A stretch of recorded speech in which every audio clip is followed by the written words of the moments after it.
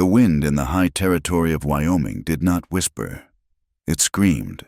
It was late in the 1870s, and the wind carried the taste of alkali, failed dreams, and the iron-new smell of the railroad. Red Butte was not a town, it was a scar. It huddled against the raw, red hillsides, a collection of unpainted lumber, canvas tents, and mud-chinked log structures. It existed for one reason: the railroad. Baron Silas Hargreavy was pushing his line west, and Red Butte was the current end of that violent steel finger. The air above the single street shimmered with heat and dust. Law and justice hung in that shimmering air, unpredictable and dangerous, like the summer thunderclouds that gathered over the plains but refused to break. The drought was on everyone's lips. The grass was cured to a pale, brittle yellow. The rumors said this was the beginning of a great dryness, the kind that scoured the land down to the bone. Into this, Eliza Whitmore arrived. She stepped down from the stagecoach, her hand gripping the iron rails so tightly her knuckles showed white beneath her kid gloves. She was 24 years old, and she felt ancient. She wore a dark wool traveling suit, far too heavy for this furnace, and a thick veil that was already turning brown from the grit. She was from Boston, a city of damp stone and shaded libraries, and this sun felt like an assault. Eliza held two things: a worn carpet bag and a small, rectangular wooden box bound in brass. The box was locked. She stood for a moment, letting the stagecoach rattle away, leaving her in a sudden, terrible silence. The town watched her. She felt the eyes from the saloon porch, from the dark maw of the livery stable, from the shaded window of the marshal's office. This was Red Butte. This was her new home. A large man moved from the shade of the marshal's office. He was built like a bull, thick in the chest and neck, his face baked red by the sun. The badge on his vest was tarnished, but it was still a badge. This was Marshal Boone. He did not tip his hat. He spat a stream of tobacco juice that landed shockingly close to the hem of her skirt. "You the mail order?" he asked. His voice was a gravel slide. Eliza flinched, but held her ground. Her voice, when it came, was clear, but thin. "I am Miss Whitmore. I am here to meet Mr. Chayton Black." "Black," Boone grunted. He looked her up and down, his gaze lingering on the wooden box. "He ain't here. Stage is on time. He ain't." Eliza's stomach tightened.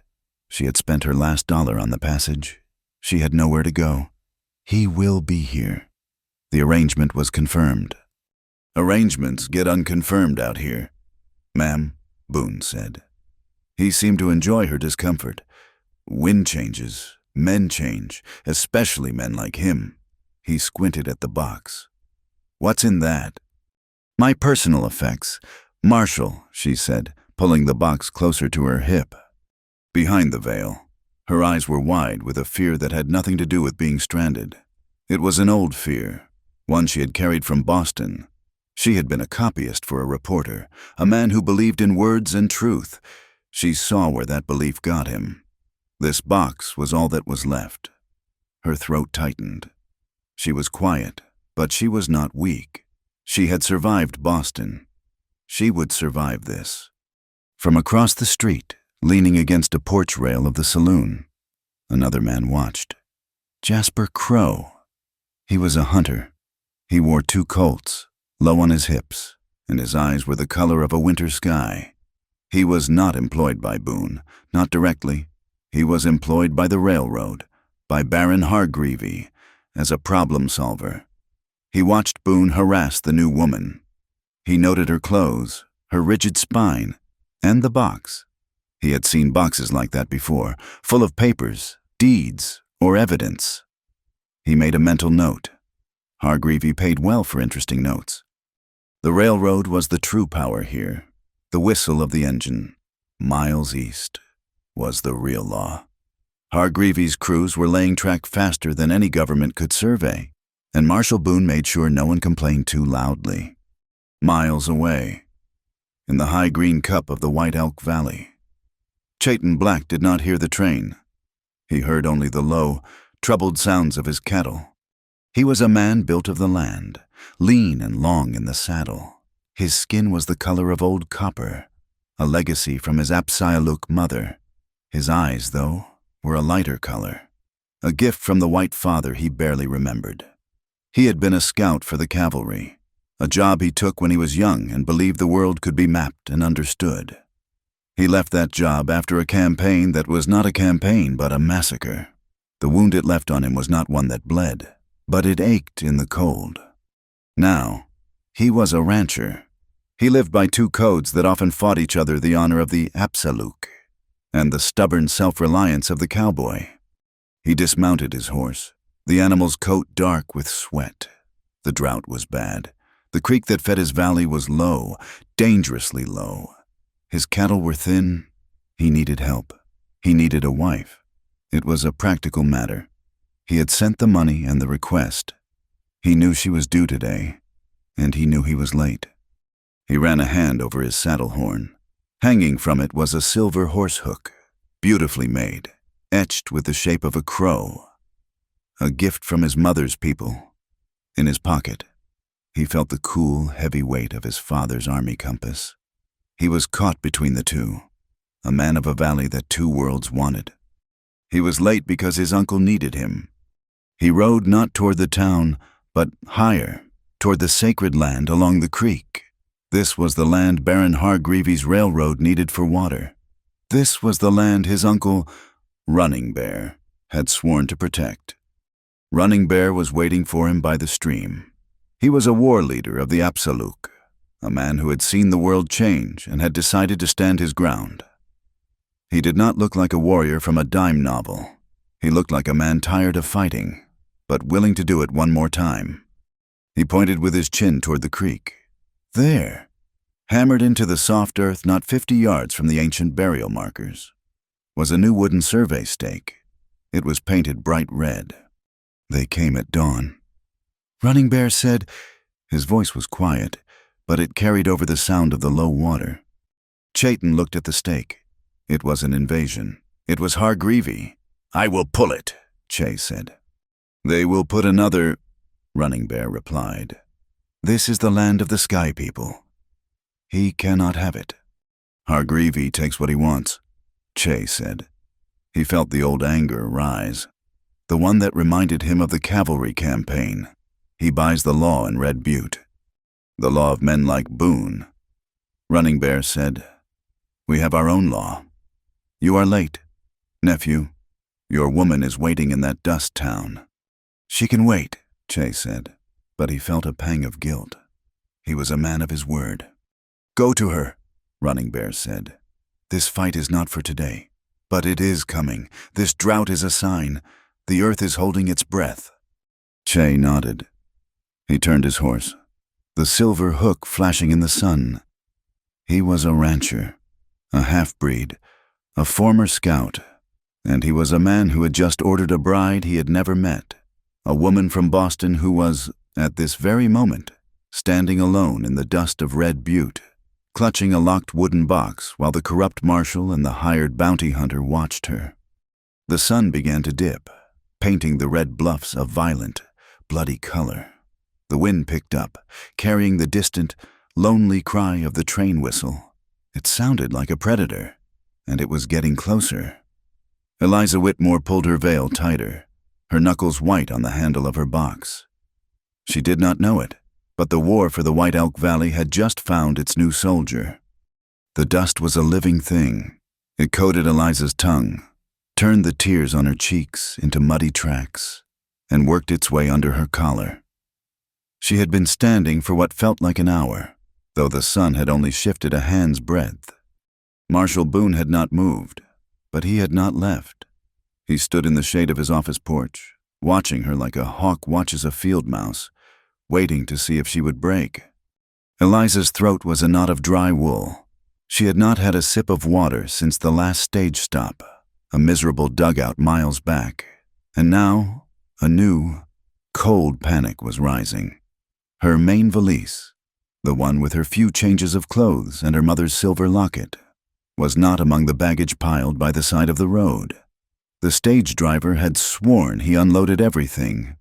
It was gone. She had her carpet bag, the locked wooden box, and her wits. It did not feel like enough. The silence of the town was broken by a new sound. It was not the wind, and it was not the distant train. It was a thin, reedy wail. Boone's head turned. What in blazes is that? The sound was coming from a bundle near Eliza's feet, one she had carried off the stage with the same desperate care as her box. It was wrapped in a dusty gray shawl. As Boone took a step forward, Eliza bent, her movements stiff with exhaustion, and lifted the bundle.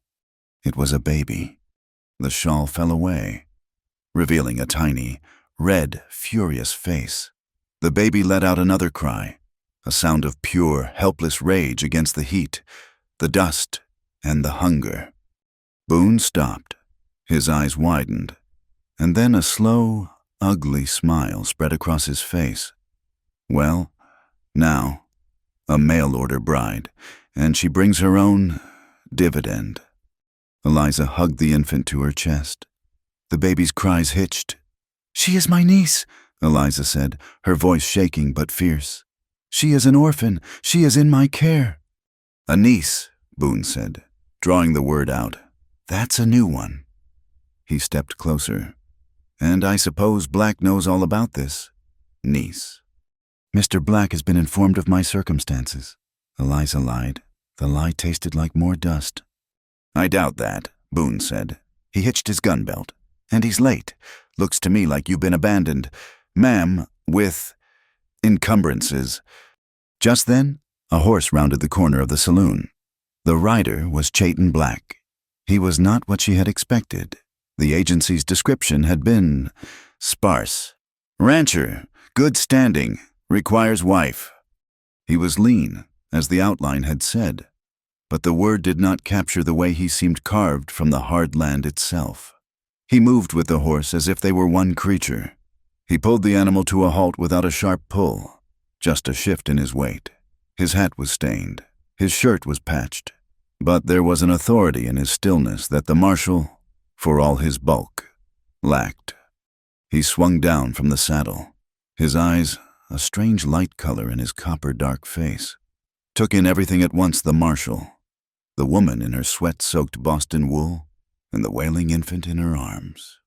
He did not speak, he just looked. Boone, seeing his audience, swelled with importance. "Afternoon.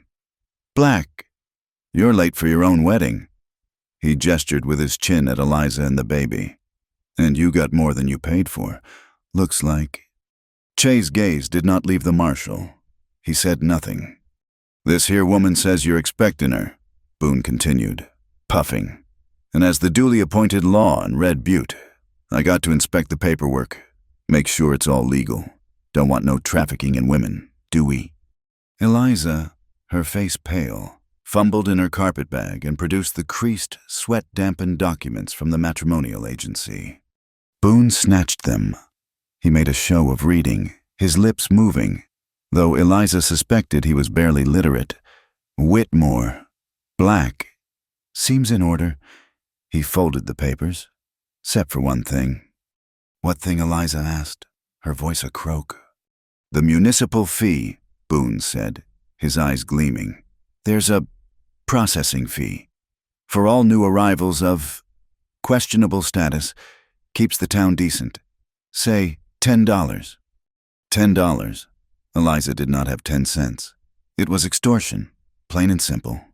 "I do not have," she began. Chayton Black moved.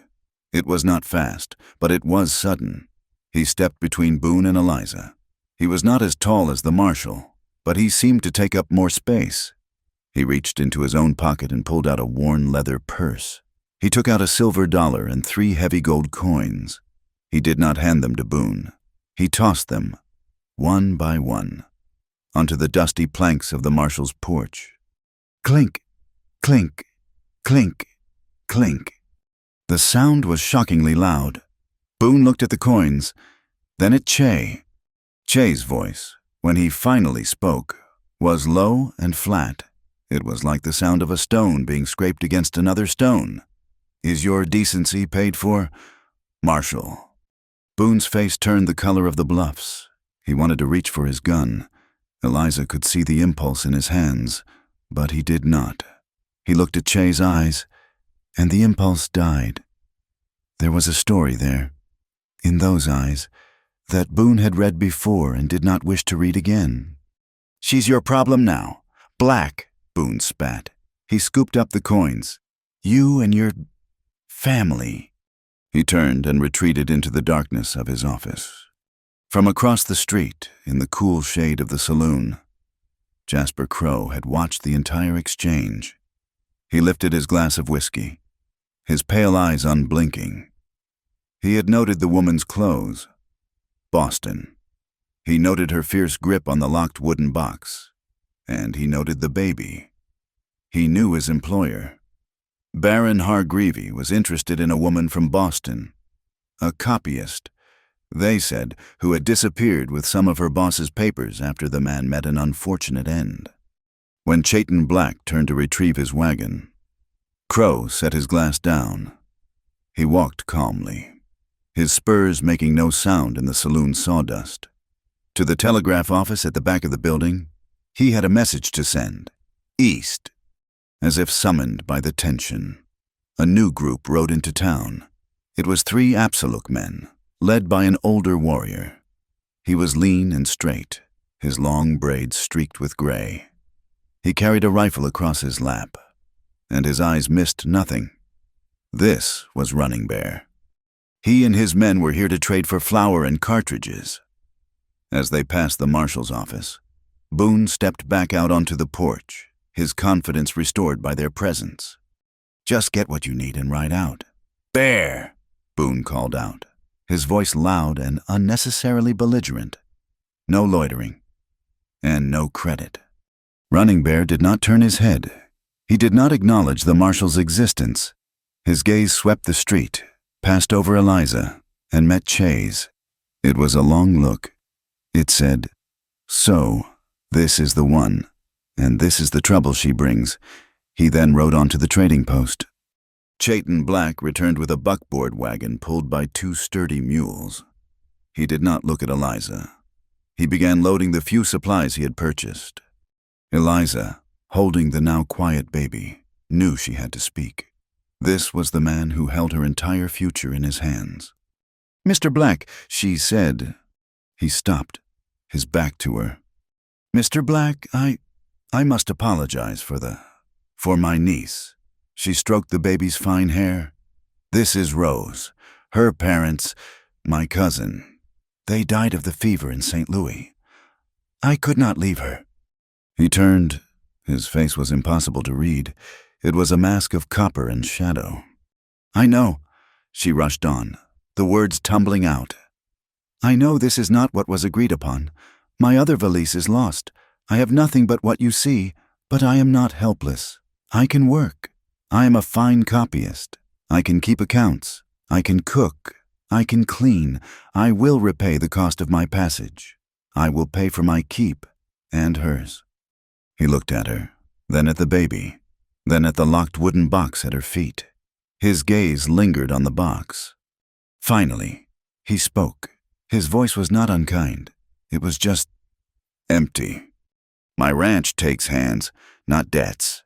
He reached not for her, but for her carpet bag, and tossed it into the wagon bed. He then held out his hands for the baby. Eliza flinched, pulling Rose closer. "I can hold her," she said. "It is a rough ride," he said. He did not move his hands. Slowly, agonizingly, she handed him the child. He took the baby with a surprising, gentle competence, his large, calloused hands cradling the infant's head. He placed Rose in a small crate in the wagon that he had clearly prepared, padded with a clean horse blanket. He then turned to Eliza and offered her his hand to help her up. His grip was firm and dry. It was the first time they had touched. It felt like a brand. As she settled herself on the hard wooden seat, she saw him look at a new notice plastered to the side of the land office. It was a large poster, the ink still wet. "For sale. Prime railroad land. Newly surveyed. Parcels available along the White Elk Creek." Eliza saw Che's jaw tighten. His knuckles went white on the wagon rail. He said nothing. He climbed up beside her, took the reins, and with a single word, set the mules in motion. They rode out of Red Butte, past the last raw lumber shack. The prairie stretched before them, a vast, empty ocean of cured, brown grass. In the distance, the sun set fire to the clouds. A column of smoke, thin and black, rose against that fiery sky. The train, it was closer now. Its whistle carried on the hot, dry wind. A long, mournful cry, like some great metal beast calling to its mate. It sounded like a threat. It sounded like the future. The ride to the White Elk Valley was made in a silence as vast and brittle as the land itself. The sun sank, and the air turned from a furnace to a sudden, sharp cold. Eliza held the sides of the wagon seat, her body aching from the long journey. Rose, mercifully, slept in the padded crate, lulled by the rhythmic jostle of the wagon. Chayton Black did not speak. He drove the mules with a steady hand, his eyes scanning the horizon, reading a language of dust and shadow that she could not comprehend. The ranch, when they finally reached it, was not a ranch, not as she had pictured. There was no white-painted house, no green paddocks. It was a collection of low, functional buildings hunkered down in a fold of the hills, a long, low cabin of chinked logs, a solid-looking barn, and a web of corrals. It was stark, lonely, and fiercely practical. He led her inside the cabin. It was one large room, clean but bare. A stone hearth dominated one wall, a table, 2 chairs, and a bed built into the far corner. He gestured to a smaller room, barely more than a closet, with a narrow cot. "This is yours," he said. He offered her food, cold jerky and hard biscuits, which she soaked in water for her own aching throat before softening crumbs for Rose. He showed her the well, the water level frighteningly low, and explained the single rule of the house: we do not waste. That night, Eliza did not undress. She sat on the cot, the sleeping baby nested in her arms. She listened to the sounds of the house, the creak of the logs, the soft sigh of the wind through the eaves. From the main room, she heard Chayton settle onto his bed. There was no sound of him sleeping, just a profound, wakeful stillness. When the moon was high, she gently placed Rose on the cot, surrounding the infant with her rolled-up shawl. She took the small wooden box, the key on a ribbon around her neck. With a click that sounded like a gunshot in the silence, she checked the lock. It was secure. She sat at the small table, took a pen and a precious sheet of paper from her carpet bag, and began to write. "Mr. Reed, they said you were dead. I saw them carry you from the office, but I do not believe it. I will not. I have the maps. Sir, I have them safe. They did not find the copies. I am in the Wyoming Territory. It is a hard place. The man I have come to—" She stopped. What was he, her husband, her employer, her jailer? A sound from outside made her drop the pen. A long, quavering howl, followed by a chorus of yips, wolves. They sounded close. Her hand flew to her chest, to the key, and then to the box. Her heart hammered against her ribs. She was a city woman. This land, these sounds, this terrible, open sky. It was a prison of a different kind. She quickly folded the unsent, unsendable letter and hid it away. The following day settled into a harsh routine. The drought was not a rumor. It was a tyrant. The White Elk Creek, which Che had counted on, was a muddy trickle. The cattle, a herd of tough longhorns, were gaunt, their ribs stark beneath their hides. They wandered the scorched hills, their lowing a constant, miserable complaint. Chayton was a ghost. He was gone before sunrise, riding the long fences, checking the springs, hauling water from the one deep well that still gave, albeit grudgingly. He spoke little. His frustration was a palpable thing. A taut wire stretched across the ranch. He was digging a new well, by hand, down by the cottonwoods. Every evening he returned covered in mud and exhaustion, his hands raw. Eliza worked. She had promised she would, and she did. She swept the cabin floor, a futile battle against the dust. She mended Che's worn shirts. She learned to cook with cornmeal and salt pork. She tended Rose, her heart aching with a fierce, protective love for the child who was not hers. One afternoon, while Che was miles away checking a dry line camp, a shadow fell across the doorway. Running Bear stood there. Eliza froze, her hand on the wooden spoon. He was as Che was, but older, harder, his face a map of wisdom and loss. He did not ask to enter. He simply watched her. He looked at the clean-swept floor, the neatly mended shirt on the table, the baby sleeping in her crate. He nodded once, a gesture so slight she almost missed it. He pointed to the small fire she had built in the hearth. It was smoking. "He has little wood," Running Bear said. His voice was like Che's, low and quiet. Smoke is a word. It says, "I am here," sometimes a bad word. He walked her outside. With his knife, he dug a small pit, lined it with rocks, and showed her how to use dried grasses and chips of wood, laid in a pattern, to build a fire that gave intense heat with almost no smoke. A fire for a person who was hiding, a fire for a survivor. She watched his hands, dark and scarred, as they moved with precision. It was a lesson. It was a kind of acceptance. The next week, she returned the favor, though she did not mean to. Che had taken a sack of flour and medicine to his uncle's village, a collection of lodges and tents hidden in a high meadow. Eliza, needing herbs she had seen growing near the creek, walked there with Rose bundled on her back. The children of the village, curious and shy, crept out to see the white woman and the baby. They were beautiful, dark-eyed children, but quiet, as if they had forgotten how to play. Eliza's heart ached. From her carpet bag, she pulled a small, worn book, Grimm's Fairy Tales. She sat on a log, opened the book, and began to read. Her voice, clear and trained in Boston recitation, was hesitant at first. She read of gingerbread houses and cunning foxes. The children did not understand all the words, but they understood the cadence. They understood the magic. Soon, they were gathered at her feet, rapt. Running Bear watched from the door of his lodge. He watched this woman from the place of iron and paper, and he saw her spin a different kind of magic. He saw her weapon was not a gun, but a story. It was a good weapon. That night, the tension in the cabin broke. Che had returned. He was sitting at the table, cleaning his rifle, the pieces laid out on an oiled cloth. "You were at my uncle's village," he said. It was not a question. "Yes, I read to the children." "They are not used to white women." "They are children," she said simply.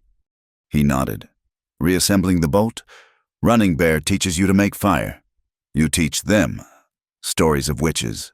He looked up, his light eyes fixing on her. "What are you, Eliza Whitmore?" A schoolteacher, a mother. His gaze dropped to the locked wooden box by her cot, or something else. She set down the mending. Her hands were shaking. "Do you believe your uncle's land is his?" The question caught him off guard. It is the land of his ancestors. "And what if the law says it is not?" "The law in Red Butte is Marshall Boone." "Not his law, a bigger law, the law from Washington." She took a deep breath. The moment was here. "The man I worked for in Boston. Mr. Reed, he was a reporter. He was investigating Baron Hargreavy. He believed the railroad was a disease, not a wonder. He believed it was built on bribes and stolen land." Che stopped his work. "Hargreavy is moving his line. He needs water. He needs the White Elk Creek," she continued, her voice low and fast. "Mr. Reed found evidence. He found the original survey maps. He found proof that Hargreavy was eating the markers, he called it, moving them, sometimes by miles, to steal land that belonged to other people, to your people. She pointed to the box. Mr. Reed was murdered. They made it look like a robbery, but they did not find his notes. I was his copyist. I copied everything, the maps, the letters from bought politicians, the affidavits from surveyors who were threatened. She stood and walked to the box, her hand resting on the lid. It is all in here, proof that Baron Hargreavy is a thief, proof that his claim to the White Elk is built on a lie. I took Rose. She is his child. Chayton. Mr. Reed's. He never saw her. I took her. And I took the box. And I ran. I answered your advertisement because Wyoming was the furthest place from Boston I could imagine. Chayton stood up. The rifle was forgotten. He looked at the box as if it were a snake. The district court. We will take this to the district court in Cheyenne. Eliza let out a choked, bitter laugh. You do not understand. You cannot. The court. The judge in Cheyenne was named in those letters. Hargreavy owns him. He owns the territorial governor. He owns the law. Taking this to a court here would be signing our own death warrants. They would take the box. They would burn the papers. And I would disappear. And so would you. And so would Rose. Then, what he demanded, his voice rising. We do nothing. We let him take the water. No, she said, her own fire rising. We send it east, to a bigger newspaper, the New York Tribune, or we get it to a federal marshal, someone from Washington, someone Hargreave cannot buy. They stared at each other, a man of the land and a woman of the city, two worlds colliding. You are a fool, he said, his voice flat. You do not fight a bear by yelling at it from a distance. You fight it on your own ground. And you are blind? She shot back. You think this is a fight you can win with a rifle. This is a fight of paper and ink, and they own all the paper. The argument was cut short by the sound of a rider. Che grabbed his rifle and was out the door in a second. It was one of Running Bear's young men. He spoke fast, in Apsaluk, but his gestures were clear. In Red Butte, Baron Hargreavy had arrived. His private rail car, a palace on wheels, sat on a siding, gleaming with the varnish and brass. He had met with Boone and Jasper Crow. New orders had been given. The town was to be sealed. No one was to leave. Boone was to use any excuse, a quarantine for fever, a search for road agents, anything to buy Hargreavy time to build his fences, to secure the creek. And Jasper Crow had been given a new, specific task: find the woman from Boston, the one with the baby and the box. But there was worse news. A young Apsaluk named Little Hawk had gone to town for supplies. He had been seen by Boone's men near the new red survey stakes, the ones marking his grandfather's grave. They told him to move. He refused. They beat him. They broke his arm and left him in the dust of the main street. Che's face turned to stone. He turned to Eliza, his eyes blazing with a cold fury she had not seen before. He did not speak of the court, or of New York. He spoke of the mail order contract. We are bound, he said, his voice tight. That paper I signed, the bond the agency paid. If you are not my wife, if you're a fraud, Boone has the right to arrest you. He can take Rose. He can hold you until Hargreavy's men arrive. Eliza's blood ran cold. They were trapped. Che walked to the door, took his lariat from the peg, and checked his horse. Where are you going? She asked, her voice a whisper. To get Little Hawk, he said. He looked back at her, at the locked box, at the sleeping child. Hargreavy wants a war. He will have one. He swung into the saddle. He will not build his railroad on our bones. Chayton returned hours later, well after midnight, with the young man, Little Hawk, draped across his saddle.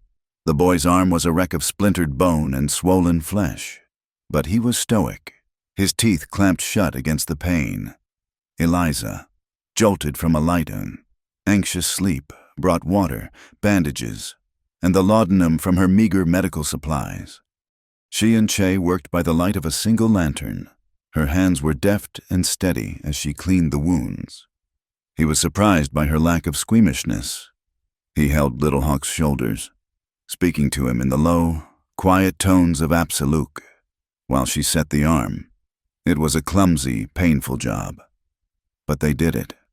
After, Che carried the young man to his own bed, giving up his own comfort. Eliza took the cot in the main room, near the hearth, so she could tend to Little Hawk. Che sat in the remaining chair, a rifle across his knees, and watched the darkness until dawn. A silent, shared watch had been established. The attack on Little Hawk changed everything.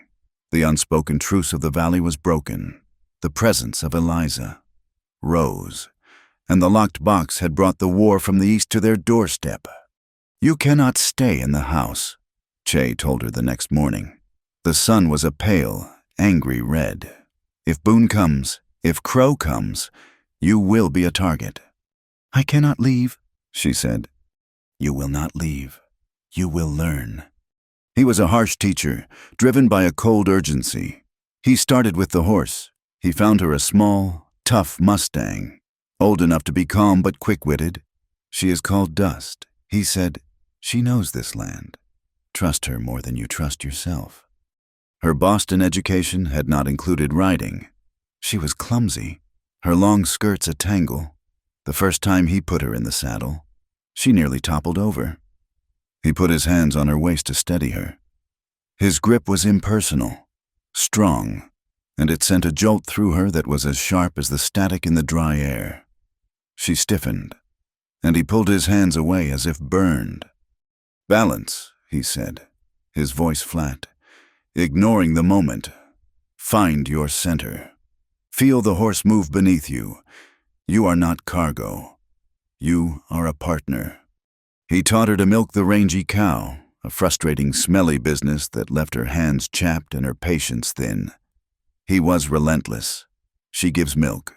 We drink. She does not give milk. We go thirsty. It is simple." The hardest lesson was the rifle. He brought out a Winchester carbine, short and heavy. "I do not like guns, Mr. Black," she said, her hands behind her back. "My name is Che," he said, pushing the rifle toward her. "And the gun does not care if you like it. It only cares if you know how to use it. Your enemies like their guns very much. That is a disadvantage you must overcome." He showed her how to load, how to sight, how to lever a new round into the chamber. His hands covered hers on the stock, forcing her to hold it steady against her shoulder. His face was close to her ear. "Do not pull the trigger. Squeeze it, gently. Surprise yourself." The first shot kicked her hard, bruising her shoulder and making her cry out. The bullet went nowhere near the tin can he had set on a fence post 50 yards away. "Again," he said. She shot until her shoulder was purple, until her ears rang, until the smell of gunpowder was in her hair. Finally, she hit the can. It spun into the air, a small, satisfying victory. She turned, a tiny, triumphant smile on her face. He was not smiling. He was watching her, his light-colored eyes unreadable. "Good," he said. It was the first praise he had ever given her. "Now, do it 9 more times." That night, they held a council. Running Bear arrived, not alone, but with 2 elders, men whose faces looked like dried riverbeds, full of history and sorrow. They gathered around the smokeless fire Running Bear had taught Eliza to build. Eliza was asked to bring the box. Her hands trembled as she unlocked it. This was the first time she had opened it in Che's presence. She laid the documents on a blanket, the crisp survey maps, the copies of letters, and Mr. Reed's detailed, damning journal. Running Bear and the elders did not read English, but they understood maps. They understood the lines. Running Bear placed a long, dark finger on a curve of the river. "Here," he said, "the burial mounds, where he put his red stake."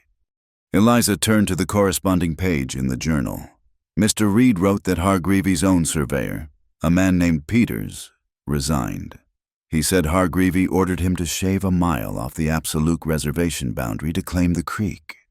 Che translated. A low, angry sound came from the elders. A plan was formed, born of two worlds. Eliza, with her pen and ink, would make 3 copies of the most important maps and letters. It was a slow, painstaking process. Running Bear and his men would gather witnesses. Absoluk, who had seen the survey crews moving the old stone markers. Che would ride out, not to the district court, but to the other small ranchers in the valleys to the south. Men who were also being squeezed, their water rights mysteriously vanishing from the county ledgers. "We need allies," Che said. "White allies. The court will not listen to us. They may listen to them." The plan was interrupted. 2 days later, Marshal Boone returned. He had 3 deputies with him, nervous-looking men from the saloon. Che saw them coming from a mile off. "Eliza, the box! Take it to the Eagle's Nest!" The Eagle's Nest was a jumble of high rocks on the ridge above the cabin, a place where a pair of golden eagles returned each year. It was a hard, fast climb. Eliza grabbed the box, stuffed it into a canvas sack, and scrambled out the back, Rose on her hip. She ran, her breath tearing at her lungs, her legs burning. She reached the rocks, shoved the box deep into a crevice, and covered it with loose stones, just as she heard Boone's voice in the yard below. Che met the marshal on the porch. He was not wearing his gun. He was holding a piece of paper. "Black," Boone blustered. "I have a warrant to search this property for stolen goods." "Property of the railroad." "What property?" Che asked, his voice calm. "Wire, hammers, shovels. Does not matter. We are coming in." "No," Che said. Boone's hand dropped to his gun. "What did you say?" "This is my deeded land," Che said, holding up the paper. "My house. Your warrant is for the property. It does not name my house. You have no right to enter my house without a specific warrant naming it. That is the law, even in Wyoming." Boone stared. He was a bully, not a lawyer. He did not know if Che was right, but he saw the unyielding certainty in the man's eyes. He looked past Che, into the dark cabin, searching for the woman. He saw nothing. "You are hiding something, half-breed," Boone sneered. "I am protecting my home," Che said. "You can search the barn. You can search the corrals. Stay away from the house." Furious, Boone and his men spent an hour turning over the barn. They found nothing but hay, worn-out tack, and the rangy milk cow. They left, kicking up dust, their threats hanging in the hot, still air. When they were gone, Eliza retrieved the box. Her hands were scraped raw. She sat at the table, her body shaking from fear and exertion. Che entered. He looked at her, at the box, and at the sleeping baby. He went to the water bucket, dipped a ladle, and handed it to her. She drank, the cool water a balm. He said nothing, but his eyes stayed on her for a long moment. It was a look that acknowledged her, saw her as something more than a burden. The land itself turned against them. For a week, the sky was a bruised, yellowish brown. The wind howled, a ceaseless, maddening shriek that dried out the world, piling dust in drifts against the cabin. And then the storm broke.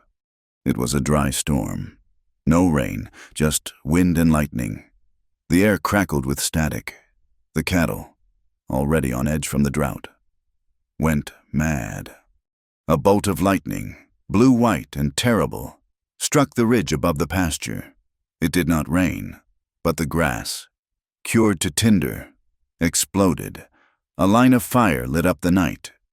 The herd, 200 strong, turned as one and stampeded. They ran from the fire, blind with terror, straight toward a deep, rocky arroyo that would break their legs and ruin them. "The horses!" Che yelled, grabbing his saddle. There was no time to think. Eliza bundled Rose into her crate and shoved it under the heavy table. "Stay," she commanded, a useless order. She ran to the barn. She saddled Dust as she had been taught, her fingers clumsy and stiff with panic. Che was already mounted. "Ride to the left flank," he shouted over the wind and the thunder of hooves. "Get ahead of them. Turn them south. Just stay with me." She rode into the chaos. It was a nightmare of dust, smoke, and the terrified bellowing of animals. The ground shook. She could barely see Che, a dark shape against the fire. She did as she was told. She rode dust hard, the game little Mustang responding, pushing into the wall of terrified cattle. She was not a rider. She was a copyist from Boston. But she rode. She screamed, her voice raw, adding to the noise. As she saw Che do, she waved her hat. She was no longer afraid of the horse, or the gun at her hip, or the darkness. She was terrified of failure. They were a wall. She and Che, 2 riders against 200 beasts. Slowly, impossibly, the herd began to turn. They ran past the arroyo, not into it, and began to circle back toward the creek, their terror spent.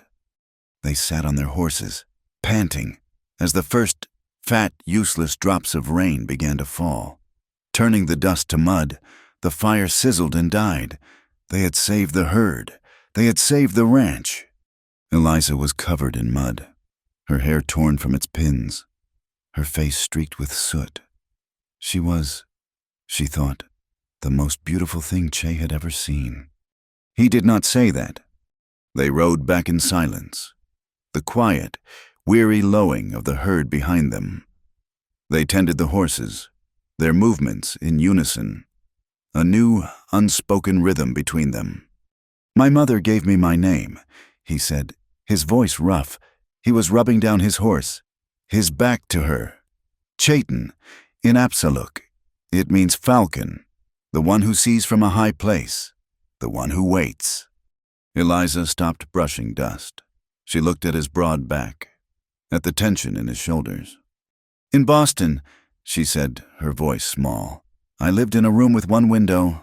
It looked out on a brick wall. I used to dream, not of anything grand, just a small house, a house with a porch.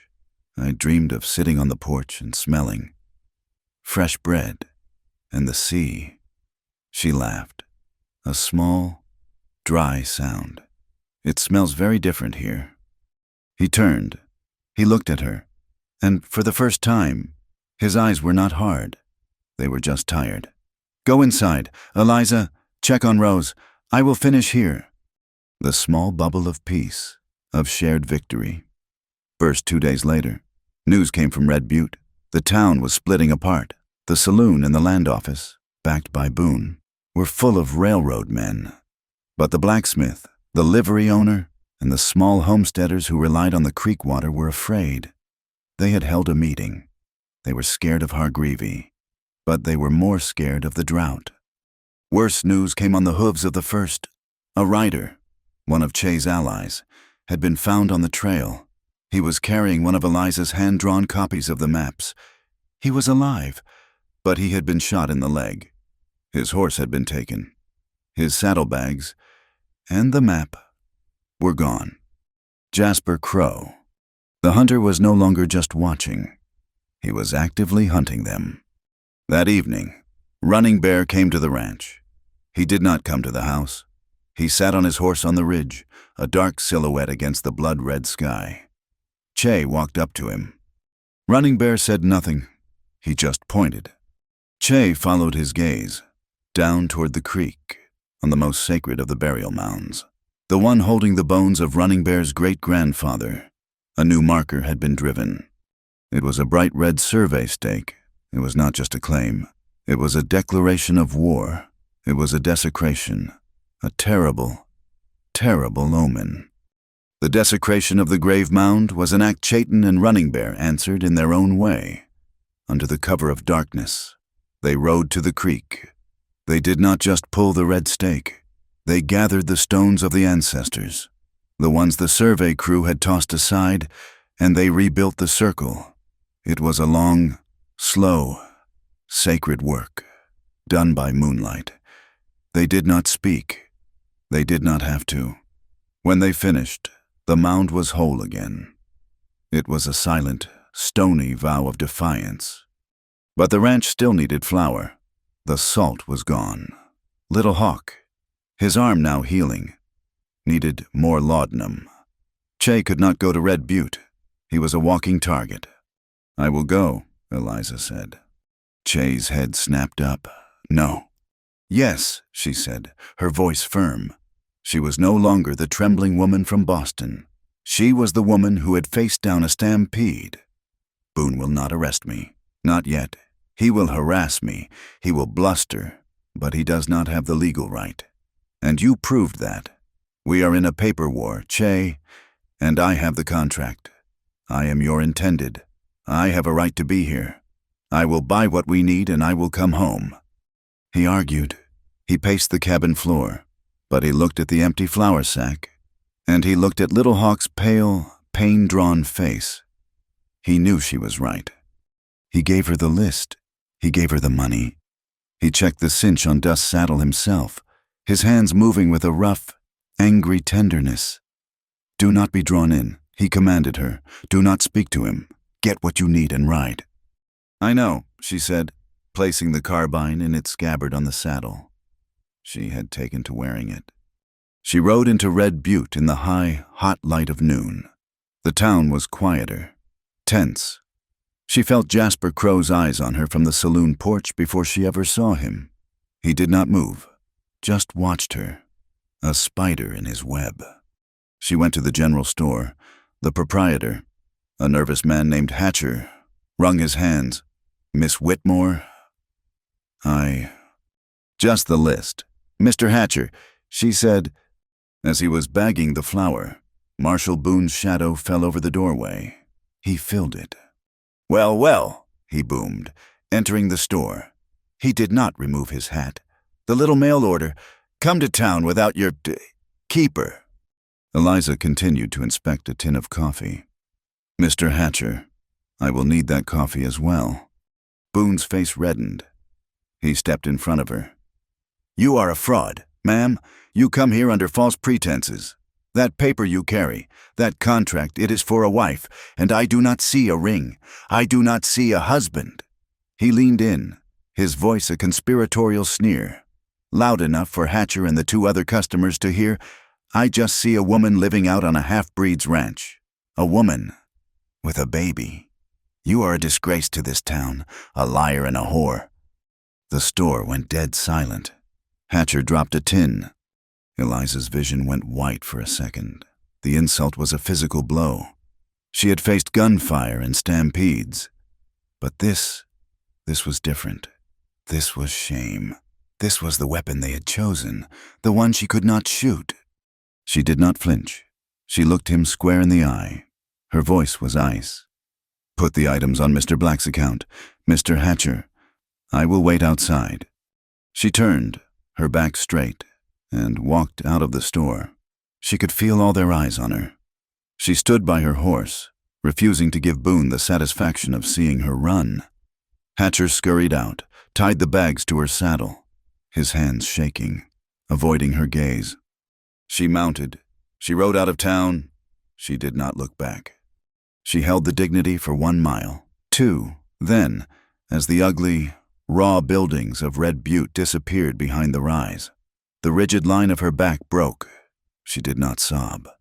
The tears were hot, silent, and furious. They were not tears of fear. They were tears of humiliation, of a deep, profound anger. The dust of the trail, kicked up by her horse's hooves, rose and clung to her tear-streaked face, turning into a gritty mask of mud. The mail-order bride arrived back at the ranch in dust and tears. Che was waiting for her on the porch. He had been watching the horizon for an hour. He saw her coming. He saw her slumped posture. He saw the way she held the reins, her knuckles white. He was down the steps before she even reined in. She swung down from the saddle, and her legs, trembling with reaction, nearly gave out. He was there. He caught her by the elbows. Eliza, he began. He called me, she started, her voice choking on the words, the shame fresh and agonizing. I know. He said his voice was rough. I know what he is. I know what he says. She was looking down, her hat shading her face, the muddy tears still tracking through the grit. She was trying to pull herself together. He did not speak. He did not offer words of comfort. He reached up with one hand, his fingers calloused and rough, and he cupped her chin. He tilted her face up to his. He looked at her, at the raw pain in her eyes, at the dust, at the tears. Then, with his thumb, he very gently wiped the track of mud from her cheek. He held her gaze for a long second, and then he leaned in.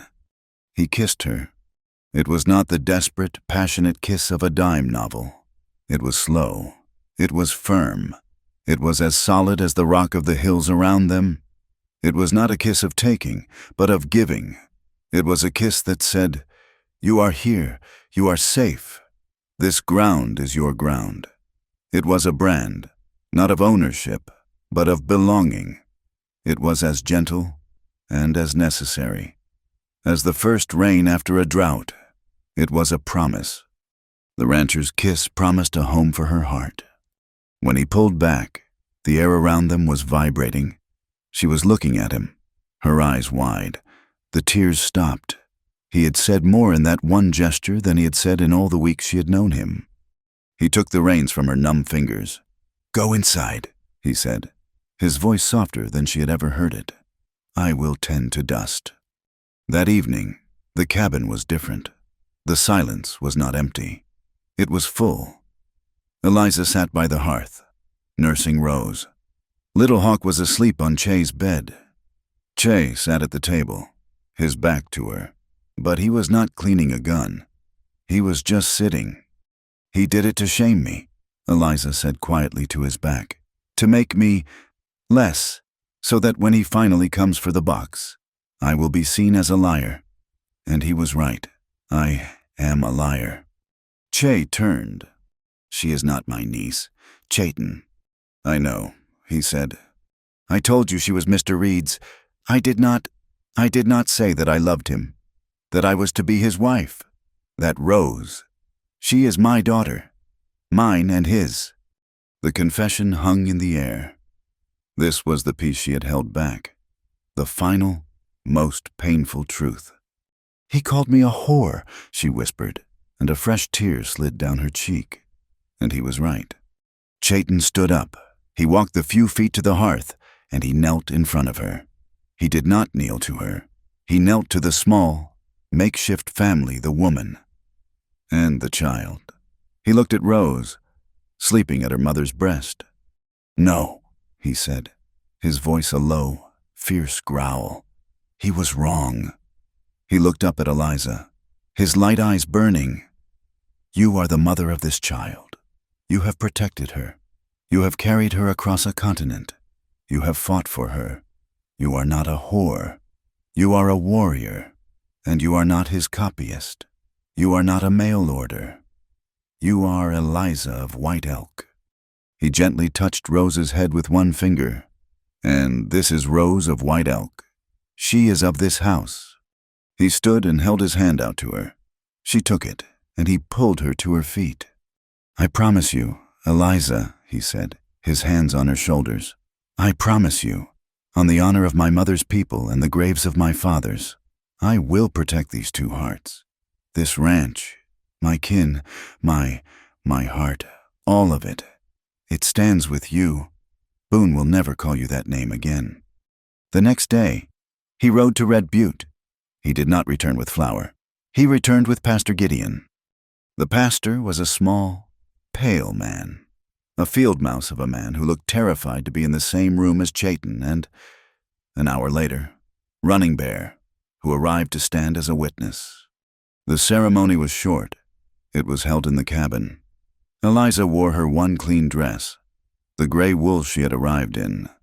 Che wore a clean shirt. Little Hawk sat up on the bed, watching. Running Bear stood by the door, his arms crossed, his presence a silent, powerful blessing. They stood before the pastor. He read the words, his voice trembling. "Do you, Chayton, take this woman, Eliza?" "I do," Che said, his voice booming in the small room, his eyes never leaving hers. "And do you, Eliza, take this man?" "I do," she whispered, her hand in his. His was rough, hers was smooth. They fit. They were. by the law of God and the territory of Wyoming, man and wife. That night, they planned. The marriage gave them legal cover, but it did not stop Hargreavy. "We have to get the maps out," Eliza said. They were partners now, in every sense. "The copies, we have to send them to Denver." "The stage," Che agreed. "It is the only way. I know the driver. Stumpy. He is a good man. He hates Boone." They prepared a package. Eliza wrote a long, detailed letter to a federal marshal in Denver, a man Mr. Reed had believed was honest. They wrapped the maps and the letter in oilcloth. Miles away, in Red Butte, Jasper Crow sat at his usual table in the saloon. He watched Stumpy, the stage driver, come in for his traditional drink before the long night ride to Denver. Crow smiled, his pale eyes devoid of all humor. He motioned to the bartender. "Another whiskey for our friend," he called out, sliding a coin down the bar. "And make it the good stock, for the long road ahead." Stumpy, a simple man, grinned and accepted. He accepted the next one, too. An hour later, as the stage was being loaded, Stumpy was not on the driver's box. He was in the alley behind the saloon, asleep in a pile of straw. A different man, a man with cold, flat eyes and a scar on his cheek, a man no one in Red Butte had ever seen before, picked up Stumpy's whip. He nodded once to Jasper Crow, who watched from the shadows. Then he climbed onto the box and took the reins. The night stage to Denver was right on time. Back at the White Elk Ranch, as the sun began to dip, a falcon swooped low over the cabin. Its shadow, quick and dark, passed over Eliza as she stood on the porch, holding her daughter. She looked up, startled. Running Bear, who had been watching from the ridge, rode down. He nodded at the sky where the bird had been.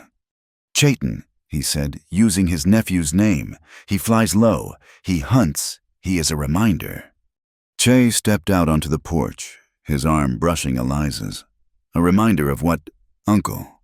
Running Bear looked at the two of them, at the new, fragile, but powerful bond that had been forged. "Go high," he said, "but go unseen." The falcon's warning sat on Chayton's shoulders like a lead weight. He and Eliza had signed the pastor's book, and the small man had fled back to Red Butte, leaving the cabin in a new, profound silence. The marriage was a legal shield, a piece of paper to fight Hargreavy's paper. But the maps, the copies Eliza had painstakingly made, were now on a stagecoach, racing toward Denver in the dark. "I trust Stumpy," Che said, standing at the cabin door, staring into the blackness. "I do not," Eliza said from the table, where she was checking the action on her carbine. "I trust the warning. The falcon flies low." Chayton looked at her. The wedding had not softened her. It had sharpened her. "Stumpy is a friend. He has run that line for 10 years. Jasper Crow has been in Red Butte for a week," she countered.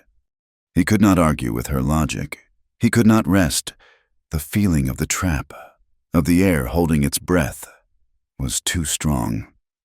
"I will ride out, just to the canyon, to see the stage through the pass." Running Bear, who had been sitting in the shadow of the porch, rose without a word. He would ride with his nephew. They took 2 horses, fresh and fast, and cut across the ridges, a shortcut known only to the Apsaluk, to intercept the stage road at Devil's Gap. They did not hear the stage. They smelled it, the acrid tang of gunpowder, sharp and metallic on the cold night air. They found the wreck in the pass. The stagecoach was on its side, a dark, broken shape in the moonlight. The team was gone. The mailbags had been ripped open, their contents scattered in the dust like entrails. Chayton dismounted, his rifle in his hand, his heart a cold stone. He had failed. They were professionals. Running Bear said, his voice quiet. He pointed to the tracks. 3 riders. They had waited. They had struck. Che knelt by the scattered letters. He saw the torn oilcloth package. It was empty. The maps were gone. "Crow," he whispered. "He had help," Running Bear said. gesturing. There was no sign of Stumpy, but there were tracks. A man running, stumbling, into a shallow, dry arroyo. They followed the tracks. The man had been shot, but he had run. They found him half a mile away, wedged between two rocks, trying to hold his life in with his hands. It was not Stumpy. It was the man with the scarred cheek, the fake driver. Che knelt beside him. The man looked up, his eyes wide with a terrible, final surprise. He shot me. The driver gurgled, blood foaming on his lips. Crow told him to clean up, took the package, the money. Who? Che demanded, grabbing the man's shirt. Who was with Crow? The man tried to focus. Hargreavy's man, the one from the train. He said, burn it all. The man's head lolled.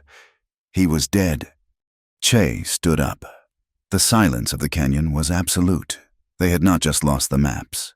They had told Hargreavy exactly what they had and exactly where they were. They rode back, not as men, but as ghosts, carrying the heavy news. As they crested the last ridge, the ridge that overlooked the White Elk Valley, they saw the sky was no longer black. It was red. A vast orange glow was eating the stars. A column of black smoke, thick and oily, was rising from the high meadows. The meadows near Running Bear's village. No, Running Bear breathed. It was not a word. It was the sound of a man's soul breaking. Hargreavy had not waited. This was not a warning. This was an extermination. His men were burning the absolute out, using the drought-cured prairie as a tinderbox. As they watched, frozen in horror. The wind shifted. It had been blowing from the south. Now, with a sudden, mournful howl, it turned. It began to blow from the north, hard. Che's head snapped around. His eyes traced the line of the wind, north to south, from the burning high meadow, straight toward the White Elk Ranch, straight toward the cabin. Eliza, he roared. It was a prayer and a curse. They spurred their horses, flying down the ridge, the animals' hooves thundering on the hard-packed earth. The fire was coming. Eliza was already on the porch. She had put Rose in a sling, tying the baby to her chest. She had smelled the smoke on the wind. She met Che as he slid from his horse, the animal's flanks heaving. The high meadow, he panted, grabbing buckets. Hargreavy's men, the wind has turned. It is coming. There was no time for tears, no time for fear. Little Hawk, his face pale, emerged from the cabin, his good arm holding Che's axe. Running Bear's people were already on the move, shadows against the red sky, riding to save their homes. And now this one. The fire arrived with a sound like a freight train, a deafening, terrifying roar. A wall of flame, 30 feet high, consumed the ridge and began to pour down into the valley. The heat was a physical blow. A furnace door opening. Backfire Che yelled, "We have to burn a line." It was their only chance. They worked in the blinding, choking smoke. Che, Running Bear, and his warriors started clearing a wide patch of grass yards from the cabin, while Eliza and Little Hawk ran to the creek, soaking blankets, sacks, anything. They worked in a desperate, silent panic. Che lit their own fire, a small, controlled line, praying it would burn fast enough to meet the inferno, to create a black, barren firebreak that the wildfire would leap over. Eliza beat at the flames, her hands blistering. The smoke was acid in her lungs. She worked shoulder to shoulder with Che, a man and a woman who had been married for 3 hours, now fighting for the barest right to exist. Through the wall of smoke, figures emerged. Riders. Jasper Crow sat on his horse, a dozen men behind him. They were not fighting the fire. They were watching, and with them, his face pale and sweating in the heat, was Marshall Boone. "This is property of the Wyoming Central Railroad," Crow shouted over the roar, his voice unnaturally calm. "You are trespassing. Black, all of you." "This is my home," Crow Che yelled back, leveling his rifle. Crow smiled. He held up a piece of paper. "I have an eviction notice signed by the territorial judge and an authorization to clear this land of any and all obstructions. By any means necessary." He looked at the fire, then at Che. "Looks like the land is clearing itself." He saw Eliza, her face black with soot, Rose wailing against her chest. "And you, ma'am, you are under arrest for conspiracy to defraud the railroad." Boone looked ill. "Crow, this is not—" "Shut up, Marshal," Crow snapped. "You are here to witness." A young Apsaluk, a boy of no more than 17, his face a mask of rage, broke from the fire line. It was Little Hawk's brother. He had seen his village burn. And now this. He raised his shovel, the only weapon he had, and charged Crow. "You did this," he screamed. No Running Bear shouted. Crow did not flinch. He did not move. He simply drew his sidearm and shot the boy in the chest. The sound was small against the roar of the fire. The boy fell, his momentum carrying him into the dust. He did not move. A terrible, cold silence fell over the defenders. Marshal Boone flinched, as if he had been shot. He looked at the dead, unarmed boy. He looked at Jasper Crow, who was calmly holstering his pistol. This was not law. This was not even war. This was something dark and vile. His hand hovered near his own gun, but he was a coward, and he froze. The fire did not wait for their morals. A gust of wind, superheated and cruel, sent a river of embers flying over their heads. The fire had jumped the firebreak. It landed on the dry shake roof of the barn.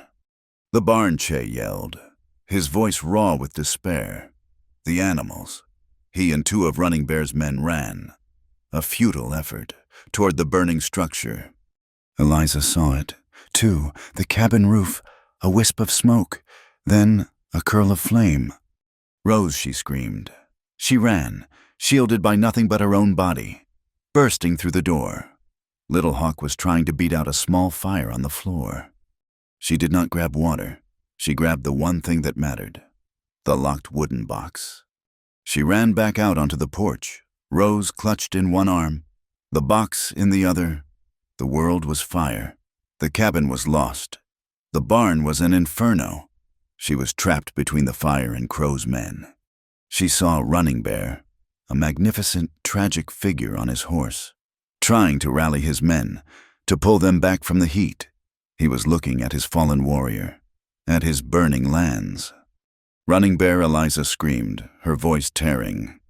He turned, his eyes, rimmed with red, found hers. She held up the box. "The original, the truth. The copies are gone. This is all. Take it if I fall. Take it to Denver. Take it to the world." She threw the box with all the strength in her body. It sailed through the smoke and the ash, a small, dark arc. Running Bear's arm shot out. He caught it, a feat of impossible horsemanship. He looked at her, at this white woman from the east, this mail-order bride, and his face was carved with a new, profound respect. He nodded. Once, he tucked the box under his arm, wheeled his horse, and gathered his people. At that exact, impossible moment, the sky broke. It was not a drizzle. It was a biblical deluge. The drought, the long, terrible dryness, broke in a single, violent crash. A bolt of lightning lit the sky, followed by a crack of thunder that shook the ground. The rain came down not in drops, but in a solid, cold sheet. The fire, which a moment before had been a god, met a bigger one. It hissed. It screamed. The roar turned to a sizzle, the flames to steam. Everyone stopped. Che at the barn door. Crow on his horse. Eliza on the porch. They stood frozen as the world was washed clean. In the sudden, shocked silence, there was only the sound of the rain and the hopeless, sobbing wail of a baby. Crow looked at Che, his face a mask of unbelievable fury. His plan, his fire, his victory, all drowned. Boone looked at the dead boy. the rain washing the blood and soot from his face. "This is not over, Black!" Crow snarled. His voice was a promise. He looked at Eliza, his eyes lingering. "I will have that box, and I will have you." He turned his horse, he and his men, and the silent, shaken marshal rode back toward Red Butte, disappearing into the mud and the steam. Che ran to Eliza, his boots sucking in the new mud. He pulled her from the smoldering porch, his hands grabbing her, pulling her and Rose against his chest. They stood there, the three of them, a new, strange, and broken family. As the rain poured down, dousing the ashes of their home, the line had been drawn. The war had begun. Dawn broke over a landscape of black and gray. The rain had turned the ash of the White Elk Ranch into a thick, stinking paste. The cabin was a chimney, a few charred logs still smoking in the wet. The barn was gone. They had spent the night in the open, huddled under a salvaged, half-burned wagon canvas. Che, Eliza, Little Hawk, and the wailing, terrified Rose.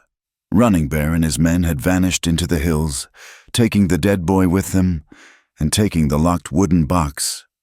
There was no discussion. There was only the cold, hard fact of what came next. Chayton stood up, his body aching, his face a mask of mud and fury. "Eliza, Little Hawk, we ride?" Where Eliza asked, her voice a raw whisper. She rocked Rose, trying to soothe her. "To town. We lost the paper war. We lost the fire war. Now, we fight with the living." They rode to Red Butte, a strange, broken procession. Che on his horse, Eliza on dust, holding Rose, her face clean but pale. Little Hawk, his arm in its sling, rode a horse one of Running Bear's men had left. They did not ride to the marshal's office. They rode to the one place Boone and Hargreavy would not yet dare to burn the church. Pastor Gideon met them at the door, his face ashen. He had heard the shot. He had seen the fire in the sky. It was murder.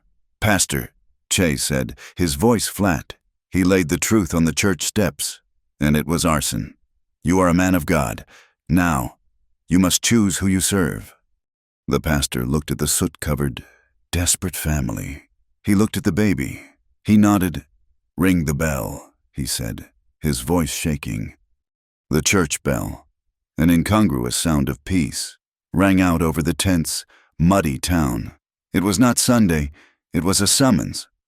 They came, one by one. Not the railroad men or the saloon crowd. The others, Hatcher, the general store owner, his hands trembling. The blacksmith, his face grim.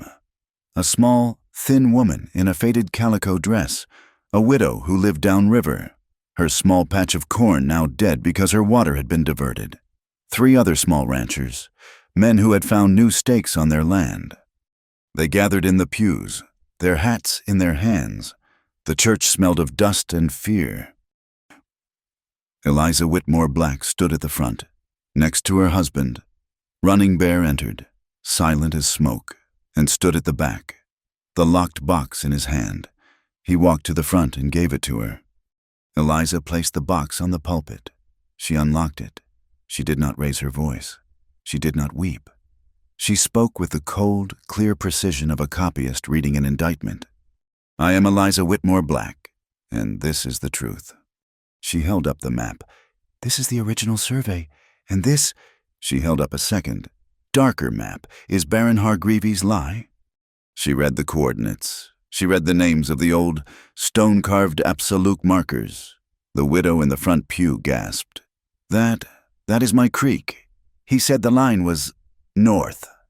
"He lied," Eliza said. She read from Mr. Reed's journal. She named the judge in Cheyenne. She named the men in Washington. She named the price of the bribes. The blacksmith stood up. "It is her word against Baron Hargreavy's." "No," Che's voice cut through the room. "It is her word, and the word of a dead man, and the word of a boy shot in the back. Jasper Crow murdered him, unarmed, in front of witnesses." The church door slammed open. Baron Hargreavy stood there, flanked by Jasper Crow and a shame-faced, sweating Marshal Boone. Hargreavy was dressed in a fine Eastern suit. His face, usually pale, was flushed with anger. "This is an illegal assembly," Hargreavy announced, his voice booming. "It is a conspiracy. You are inciting a riot." He strode down the aisle, his boots loud on the boards. He held up a thick sheaf of papers. "This is a deed, a legal, binding deed, purchasing the entirety of the White Elk Valley for the Wyoming Central Railroad. Signed, sealed. The land is mine. These people," he gestured at Che and Eliza, "are squatters, trespassers." The blacksmith pointed. "What about the graves? What about the old markers?" Hargreavy smiled. "Folklore, savagery, progress. Gentlemen, has no time for superstition." He turned to Eliza. "And you are a fraud. Your marriage is a sham, performed under duress. Your contract as a mail-order bride is nullified. You have no legal standing, no name, and no rights. Marshal Boone, I am ordering you to arrest this woman for fraud, for conspiracy, and for theft of my private papers." Boone looked at the floor. He looked at the altar. He could not meet the pastor's eyes. "Eliza Whitmore," he began, his voice thick. You are under arrest." He stepped forward. "No," Che said, moving in front of her. "Stand aside. Black, it is the law," Boone said, his hand on his gun. "Give me the woman. And the child. She is evidence of the fraud." Eliza's heart stopped. You cannot take my child." "She is not your child," Hargreavy sneered. "She is a bastard you dragged across the country. She is leverage." Boone reached, not for Eliza, for the baby. "Give me the evidence," he mumbled. Eliza clutched Rose, turning away. "No, please." Boone was not a gentleman. He was a brute. He grabbed the baby from Eliza's arms. Rose, terrified, let out a piercing shriek. Boone held the baby. He held her like a sack of flour, awkwardly, his face a mask of duty and disgust. Rose's wail was terrible. Her small, flailing hand pushed the blanket from her face. Tied around the baby's tiny wrist, with a small, perfect bow, was a loop of faded pink ribbon. Boone's world stopped. The sound of the baby's cry, the smell of the church, the faces of the crowd, they all disappeared. He was no longer in Red Butte. He was in a small, dark cabin 5 years gone. He was watching his own daughter, his sweet Mary, die of the fever. His wife, before she left him, had tied a pink ribbon, just like that one, to Mary's wrist. He had buried his daughter with that ribbon. His hands, the hands that had held guns and bottles and poker cards, were shaking. He was holding a life. He was holding his own, dead past. Marshal Hargreavy said, impatient. Boone looked up. His eyes were not the eyes of a bully. They were the eyes of a man who had been hollowed out, and was, for the first time, seeing his own reflection. He saw the dead Absolute boy. He saw his dead daughter. He saw the monster he had become. With a strange, rough tenderness, he handed the baby back to Eliza. He did not shove her. He placed her gently in her mother's arms. Get out of here, he whispered. What? Hargreavy roared. Boone, what are you doing? Boone turned. He faced his employer. This ain't right, Baron. This ain't law. You are finished, Boone Hargreavy shrieked. You are fired. Maybe, Boone said. He unpinned his badge from his vest. He looked at the tarnished piece of tin. He did not drop it. He held it. Chayton Black had seen the entire exchange. He saw the crack in Boone.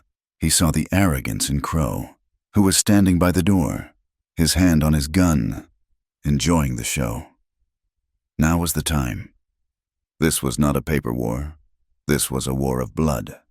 Crow Che's voice was a whip. Every head turned. You murdered an unarmed boy. Che said, pointing. You are a coward and a backshooter. Crow smiled, his pale eyes lit with pleasure. He was an obstruction, black, just like you. Then obstruct me, Che said. He walked slowly, out of the church, into the muddy main street. He stood in the center of the town, alone. High noon, Crow, right now, you and me, unless you only shoot children and men in the dark. A duel. It was the law of the street. It was the one thing Hargreavy could not stop. Crow's smile widened. He had killed 11 men. It would be my pleasure. Black, I will take that ranch off your widow's hands. He stepped out of the church, his spurs ringing. He walked 30 paces and turned. The town went utterly silent. The blacksmith, the ranchers, the pastor, they all spilled out onto the porch. Hargreavy stood, his face a knot of white fury, his plan spinning out of his control. Che and Crow faced each other. Che's hand was loose. He was calm. He was a falcon, waiting. Crow was a snake, coiled and eager. Draw, Crow said. They moved. It was not two movements. It was one, a single and blurred instant of motion and thunder. Crow screamed. It was a high, thin sound. He was not shot. He was standing, but his right hand, his gun hand, was a red ruin. His pistol, the hammer and cylinder shattered by Che's impossible shot, clattered to the mud. Che had not moved. His rifle was still smoking at his hip. He had not drawn his pistol. He had fired his carbine. He walked forward, his boots sucking in the mud. He stopped 5 feet from Crow, who was clutching his destroyed hand, his face white with agony. You, Crow stammered. I am a man of my word, Che said. I do not shoot to kill cowards. I shoot to disarm. He looked at the crowd. Now you are a witness. Crow, a witness with no gun. Tell them who hired you in Boston to kill a reporter named Reed.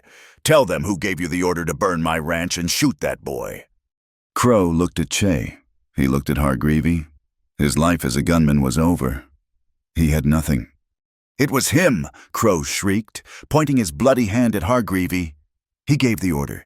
He paid me. He said to kill them all. At that moment, Boone, the broken marshal, stepped forward.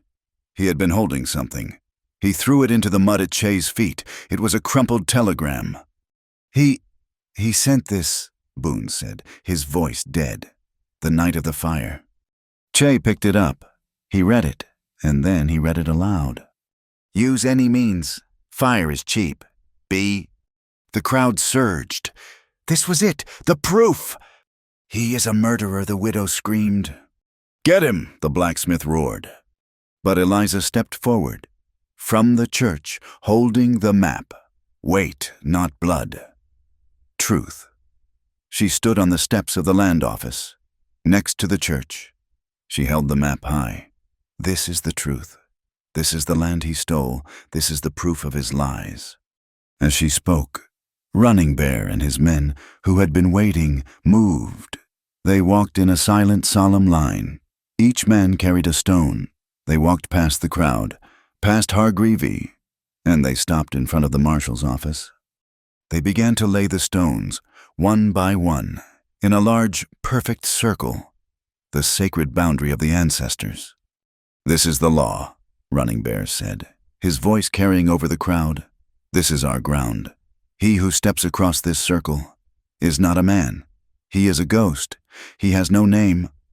The townspeople, the ranchers, the blacksmith, they saw it, the broken gunman, the damning telegram, the true map, the sacred circle. They had their proof. They turned, as one, a solid wall of angry, dispossessed people, and they faced Baron Hargreave. Hargreavy was alone. Crow was bleeding. Boone was broken. His men from the saloon had faded back into the shadows. He looked at the crowd. He looked at Che, at Eliza, at Running Bear. He sneered, his face a mask of pure reptilian hatred. "You are all fools," he hissed. "You and your paper, you and your rocks, you and your honor." He raised a silver whistle to his lips and blew a single, piercing blast. From the rail siding where his private car sat, a heavy tarpaulin was ripped from a flatbed car. It revealed a dark, gleaming, multi-barreled monster, a Gatling gun, its brass shining in the midday sun. A railroad man, a hired soldier, sat behind it, and slowly, deliberately, he swiveled the gun to face the main street, to face the church, to face the crowd. "This," Hargreavy bellowed, his voice triumphant, "is the only law that matters. This is the new, true map, and you are all just obstructions." The silence of the main street was a vacuum, waiting for the thunder of the Gatling gun. The crowd, which had been a wall of righteous anger, dissolved into a terrified mob. People scrambled for cover, pulling children, pressing themselves into doorways. "This is progress, you fools!" Baron Hargreavy shrieked, his voice cracking with rage. He pointed at the gunner on the flat car. "Move it forward, move it to the bridge. I want a clear field of fire." An engine, idling further down the track, hissed and began to push the flat car. It rolled slowly, the brass gun gleaming, onto the temporary railway bridge that spanned the muddy, rain-swollen Powder River. The bridge was a raw, new scar of unpainted wood, a skeleton built for construction, not for war. Hargreavy stood on the car beside the gun, a king on a metal throne. "He will kill us all," the widow whispered, her face ashen. Eliza grabbed her arm. "Not if we move. Into the church, everyone. Into the church, it is stone." She began to push, to herd the scattering townsfolk. She saw Marshal Boone, standing alone by his office, his badge still in his hand. He was staring at the gun, not with fear, but with a strange, numb acceptance. Boone Eliza screamed, "Help me get these people to safety." The name, the command, broke his paralysis. He was no longer a marshal. He was a man with one last act. He grabbed Hatcher, the storekeeper, by the collar and shoved him toward the church. "Move, get in, all of you." Eliza and Boone, an unlikely partnership, began to clear the street, creating a current of panicked people flowing toward the solid, sacred safety of the church walls. But Chayton and Running Bear were not moving back. They had met in the middle of the street, a silent, lightning-fast conference. Running Bear gave a single, sharp command in Absolute. His warriors, who had blended with the crowd, melted away, vanishing between the buildings, heading north toward the riverbank. Che turned to the blacksmith. "The bridge, it is temporary. It has a pin lock, not a welded couple." The blacksmith nodded, his eyes grim. "And a timber anchor. I saw them build it. It is weak." "Get your axe," Che said. He, the blacksmith, and the other ranchers ran, not away from the gun, but low, toward the blacksmith's shop. They emerged armed with crowbars, hammers, and the great, heavy axe. They began their own deadly run, using the buildings as cover, toward the trestle anchor on the town side of the river. The sky above them was a dark, bruised purple. The storm that had doused the fire had circled back, full of thunder. Hargreavy saw the street clearing. He saw his victory. "That is right. You rats run. Run back to your hovels." The gunner, a hard man in a derby hat, swiveled the gun, its many barrels a promise of death. He did not see Running Bear's men appear on the far bank. They rose from the mud, rifles in hand. A single shot cracked, hitting the flat car, making the metal sing. There the gunner yelled, his attention diverted. He grabbed the crank and swung the heavy gun toward the north bank, away from the town. He unleashed a short, deafening burst. Brrrrap. The sound was a physical blow. It tore the trees on the far bank to splinters. Running Bear's men vanished. Fools. On the bridge, a voice screamed. It was Jasper Crow. He was on his knees by the church steps, clutching his ruined hand, his face white with pain. But he was a professional. He saw the real threat. There at the anchor, lower the gunfire fire. The gunner, panicked, tried to swing the massive gun back. It was heavy, unwieldy. He could not get the barrel to depress far enough. At the same moment, Che and the blacksmith reached the anchor. It was a massive timber set deep in the mud, with a thick iron pin connecting the trestle to the track. Now Che yelled. The blacksmith swung the axe. The sound, thunk, was lost in the crack of thunder overhead. The gunner on the bridge saw them. He fought the gun. He could not angle it down. In a fit of rage and terror, he just cranked it, firing wild. A horizontal spray of death aimed at the town. The bullets stitched a line across the main street. They chewed the wooden walls of the land office to pulp. They sang off the church bell. Eliza had just shoved the widow into the church. She turned, rose on her hip, to go back for the pastor. She was in the open. Boone saw it. The line of fire, the terrible stitching march of the bullets, was walking straight toward her. He did not think, he did not plan, he just acted. He ran, his body low, and he hit Eliza like a linebacker. He did not just push her, he covered her, throwing his own body over hers and the baby, a human shield. Eliza screamed as they hit the mud. Boone's body jerked, once, a strange, terrible dance. He had been hit high in the chest, a clean, devastating impact. He looked down, surprised, at the dark, spreading stain on his shirt. He looked at Eliza, his eyes suddenly clear. The years of whiskey and shame washed away. He had seen his daughter. He had done one good thing. He tried to speak. He could not. He died. Thunk! The blacksmith's axe hit the pin. Crack! The thunder overhead. The recoil of the gun and the severed anchor were too much. The poorly built trestle, the symbol of Hargreavy's rushed, greedy progress, buckled. A great groaning snap of timber. The flat car tilted. No Hargreavy shrieked. He grabbed for the railing. His fine leather satchel, the one he always carried, slipped from his grasp. It fell to the teetering platform and burst open. A black ledger book, its pages filled with neat, damning columns of names and figures, spilled out. The gunner, the gun, the Baron, and his book of secrets, all hung suspended for one terrible second. Then, with a scream of tortured metal and splintering wood, the entire section of the bridge collapsed. It fell into the roaring, muddy torrent of the Powder River and was gone. Silence. The only sounds were the rush of the river, the steady, cold rain, and the terrified, screaming sobs of Rose. Chayton Black stood up, the axe in his hand. He looked at the ruined bridge. He looked at the dead marshal. Slowly, from the saloon, from the land office.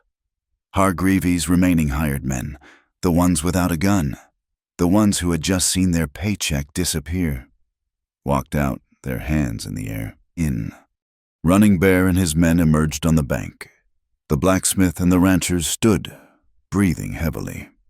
Che, his face like stone, walked over and took the pistol from the dead marshal's holster. He laid it on Boone's chest.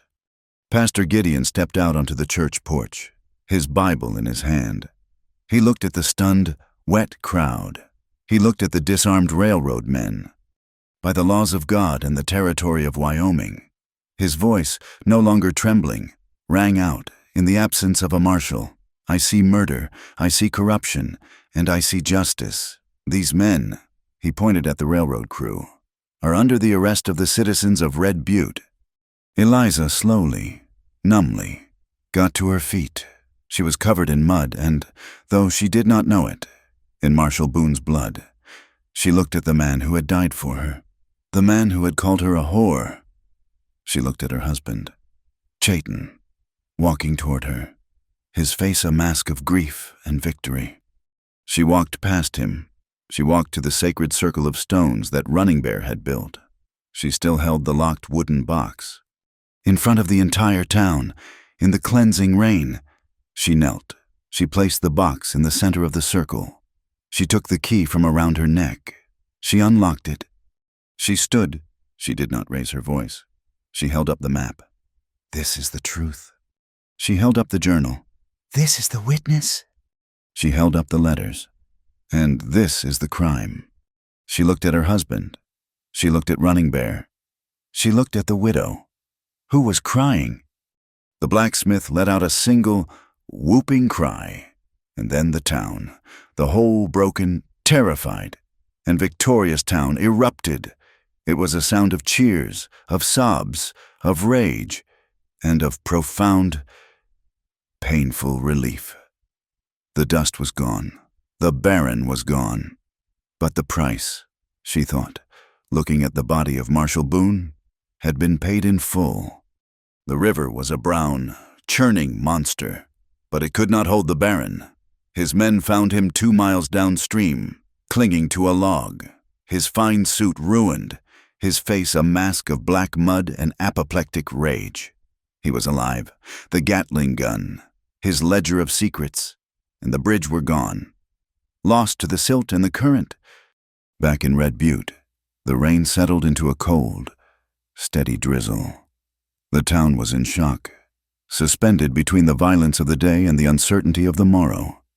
Chayton Black did not wait. Running Bear, and Pastor Gideon went to the telegraph office. The operator, a young man who had been hiding under his desk, was shaking. "You will send 3 messages," Chay said, his voice quiet but leaving no room for argument. The first was to the territorial governor, informing him of the armed insurrection by the railroad, the death of a marshal, and the documented proof of land fraud.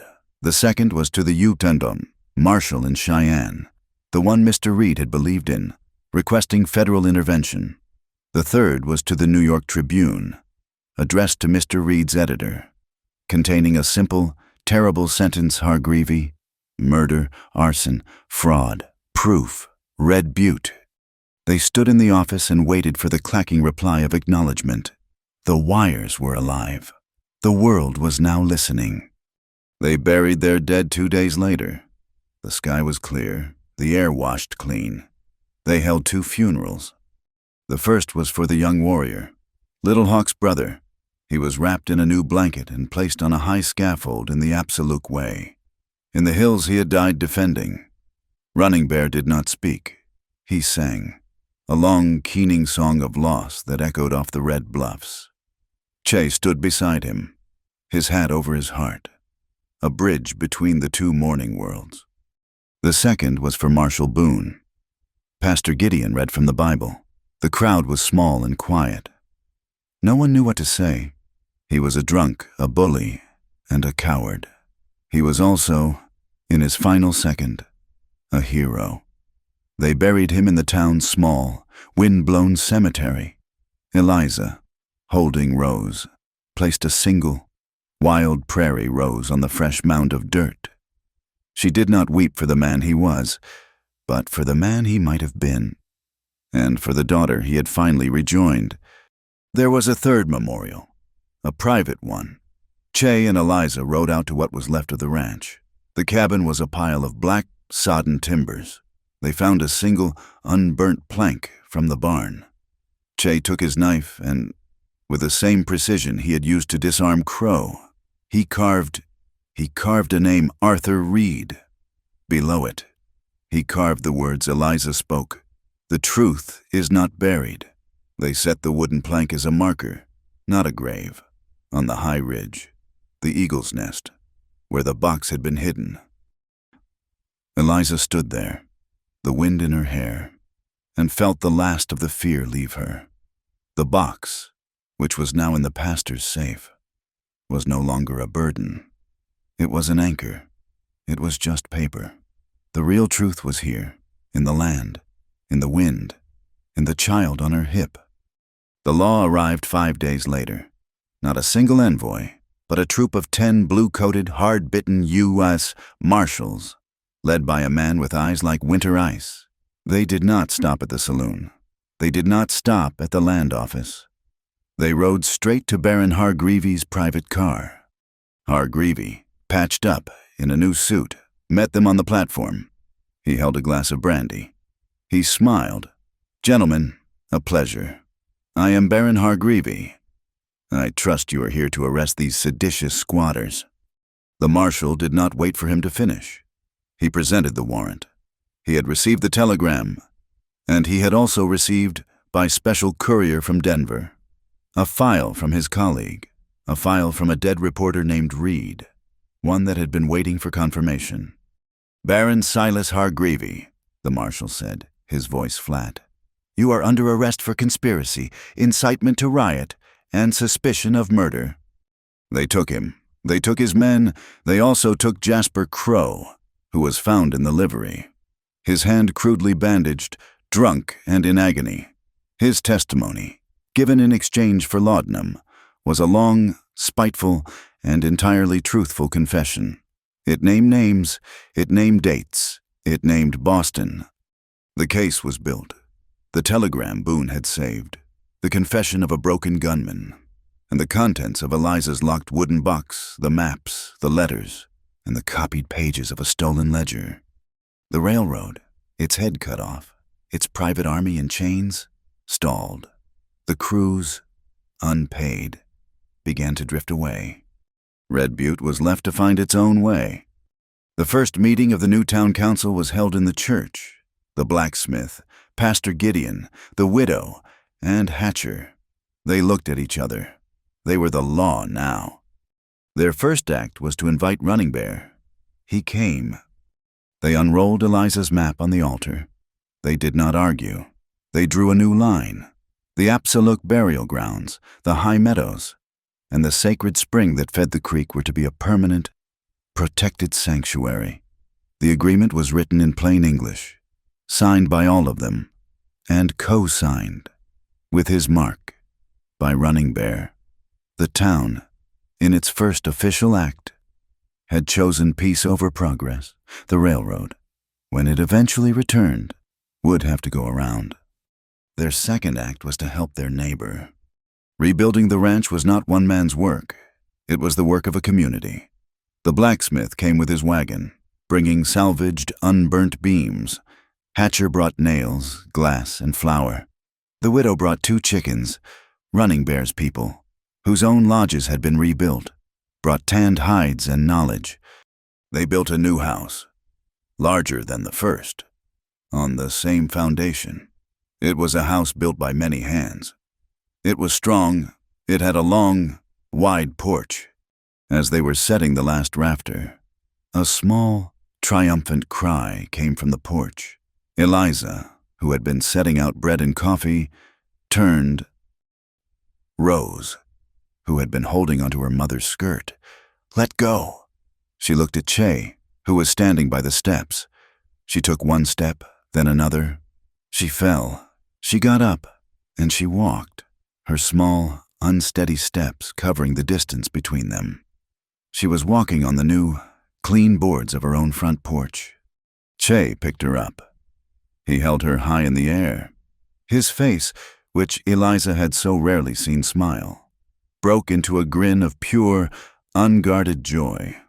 The nights were different. The house was solid.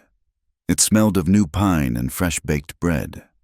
Eliza, for the first time since Boston, no longer kept the wooden box by her bed. It was in the town, in the pastor's safe, and she felt no need to check the lock. Che slept. He did not dream of the campaign. He did not wake in a cold sweat, his hand reaching for a gun. He held his wife. He held the warmth of the cabin, the sound of his child's breathing, and the scent of pine, and he slept. That winter, they opened the school. It was held in the church. One day for the Absolute children, one day for the town children. After a week, Eliza, who was teaching, put a stop to it.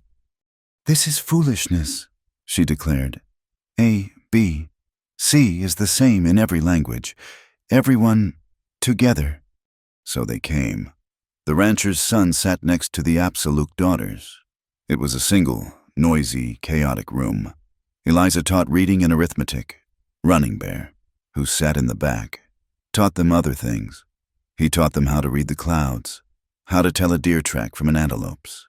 He told them the stories of the stars. It was a new kind of education. a bridge built of children. The spring came, and with it, the final act. There was a second wedding. Che had traded 2 fine horses for them 2 simple, heavy gold bands. They did not hold it in the church.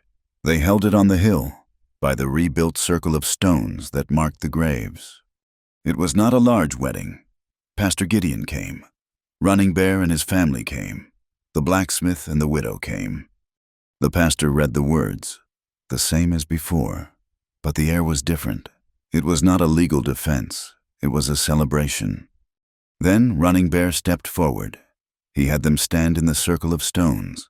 He sang not the song of loss, but a song of new beginnings. He blessed them, not with water, but with smoke from sweetgrass, binding them to the land, to the ancestors, and to each other. Che placed the ring on Eliza's finger. "You are Eliza of White Elk," he said, his voice thick. "And you are Chayton of my heart," she whispered. He had commissioned the rings from a silversmith in Denver. Hers, when she looked at it, was not just gold. Etched into the surface, tiny and perfect, was the outline of a wild rose. She looked at his, he held his hand out, and she saw the silversmith's work. Etched into his ring was the shape of a soaring falcon. That night, they stood on the porch of their new house. The valley was green, resurrected by the rains. The cattle were fat. In the distance, from the Apsaluk village, they heard the faint, rhythmic sound of a drum. From their own pasture, they heard the gentle, melodic clank of cowbells. It was a new song, a new rhythm, made of 2 melodies, played as one. The railroad did return. It came, as all things in that age did, pulled by the inevitable gravity of iron and money. But it did not come as a conqueror. It came as a petitioner. The new men who came from the East were lawyers, not barons. They wore quiet suits and carried briefcases, not Gatling guns. They had read the newspapers. They had read the federal reports. They met, not in a private rail car, but in the Red Butte Church, with the new town council and with Running Bear, who was now the elected negotiator for the Apsaluk nation. They unrolled their new maps. The line was different. It skirted the high meadows.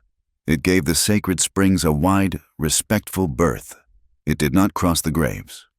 The railroad, they agreed, could have its water, but it would be drawn from a point 2 miles downstream from the Apsaluk Springs. A new, large water tower and station would be built. They called it, in their maps, White Elk Station. And the station needed a supplier, not a man who would cheat, but one who would provide. The ranchers and the Apsaluk, in a joint agreement, named their agent, Chayton Black. The White Elk Ranch became the linchpin. It was no longer a target. It was the center.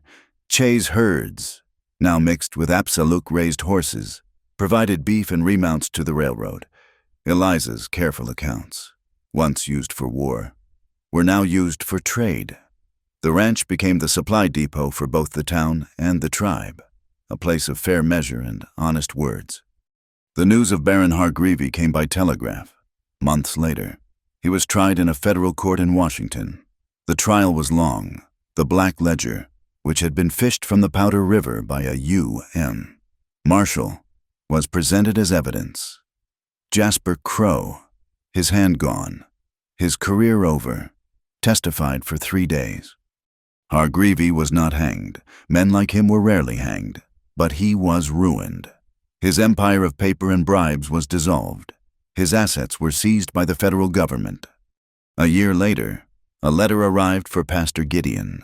A fund had been established, funded by the sale of Hargreavy's assets, to create a permanent schoolhouse in Red Butte and to ensure the maintenance of the new water system. The first check was for $500.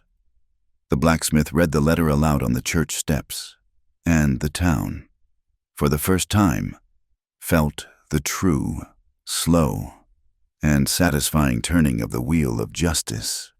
The justice for the heart was quieter, but deeper. One evening, as the sun was setting, Eliza sat on the wide new porch. She was not mending or cleaning. She was reading from her book of fairy tales, Rose, now a sturdy, chattering toddler, sat at her feet, building a small tower of twigs. Che came and sat beside her, not on the chair, but on the porch steps, leaning his back against the post. He had been working all day. His shoulders were tired, but he was at peace. Eliza finished the story. She closed the book. "I must go to Cheyenne," she said quietly, her hand on Rose's fine, dark hair. Che did not move, but his stillness changed. It tensed. "Why?" "The papers. For Rose, I must formally adopt her, to make her mine in the eyes of the law, to protect her name." Che was silent for a long time. He watched the last of the sun catch the high peaks. He turned and looked at her, at his wife. He looked at the child, who now looked so much like him, with her dark Apsaluk hair and her mother's bright, intelligent eyes. He reached out and laid his large, rough hand over hers, trapping it on Rose's head. "You do not need to go to Cheyenne." "Eliza," he said, his voice low, "you do not need a judge." He stood, went into the house, and came back with a piece of paper. It was his family Bible, the one that had belonged to his father. He opened it to the back pages, where a family history was kept. He had already written it.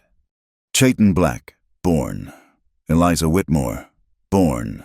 Married.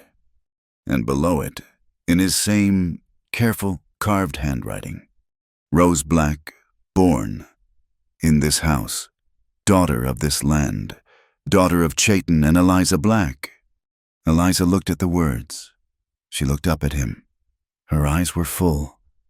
"Che, she is Arthur's. I cannot erase him." "No," Che said.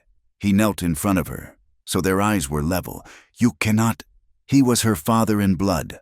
I will be her father in life. She is the daughter of a brave man who died for the truth, and she is the daughter of a man who will live for her. She is the daughter of two men, Eliza, and of one land. She is ours." He had given her more than a name. He had given her a history. He had given her child a home. Their union was celebrated again. That fall, running bare. His new status as negotiator, giving him a gravitas that even the territorial governor respected, came to their ranch. He did not come alone. He brought gifts. He found Eliza in the yard, teaching Rose how to feed the chickens. He found Che mending a bridle. He waited, respectfully, until they were finished. "You are a chief of your own people now," Running Bear said to Che. "And you," he said to Eliza, "are the mother of that nation." He presented them with a cloak. It was not a simple blanket.